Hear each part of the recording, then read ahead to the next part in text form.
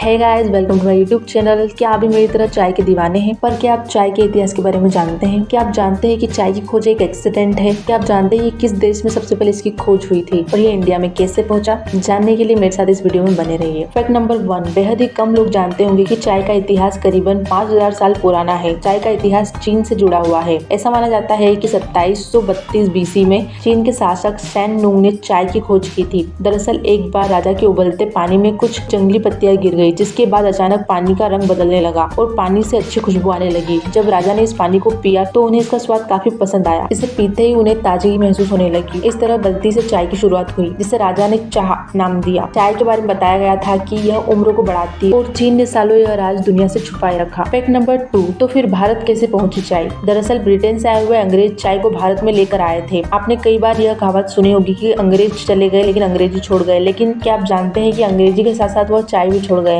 बात करें भारत में चाय के इतिहास की तो कई कहानियां सामने आती है। बताया जाता है साल 1834 में जब governor general lord Bentinck Bharat आए थे तो उन्होंने असम में कुछ लोगों को चाय की पत्ती उबालते हुए देखा था और उन्होंने लोगों को चाय की खेती के महत्व के बारे में समझाया। इससे पहले चीनियों का चाय पर एकाधिकार था, वो किसी भी अन्य देश के साथ में चाय का लेन देन नहीं करते थे। इसके बाद 1850 से चाय के बागान लगाए गए। जब चाय की बात चली रही है तो कॉफी को हम कैसे भूल सकते हैं? आइए जानते हैं कॉफी का इतिहास कहाँ से शुरू होता है और यह भारत कैसे आई। फैक्ट नंबर 3, इथियोपिया और यमन में कॉफी का इतिहास सदियों पुराना है। सबसे पहले सूफियों और धर्मात्माओं ने इसका सेवन किया। वो अपने मन को एकाग्र करने के लिए इसे पीते थे। शरीर की थकान को दूर करने के लिए कॉफी बहुत ज्यादा मशहूर हो गई और पूरे अरब में कॉफी हाउस खुल गए। 16वीं से 17वीं शताब्दी में मक्का, मिस्र और तुर्की जैसे कई अरबी देशों में इन कॉफी हाउसेस पर रोक लगा दी गई, लेकिन जिस रफ्तार से यह बंद होते थे दुगनी रफ्तार से कॉफी हाउसेस खुलने लगे। फैक्ट नंबर 4, क्या आप जानते हो भारत में कॉफी के बीज चोरी से लाए गए थे? 17वीं शताब्दी के आखिर तक सिर्फ उत्तरी अफ्रीका और अरब देशों में ही कॉफी की खेती की जाती थी।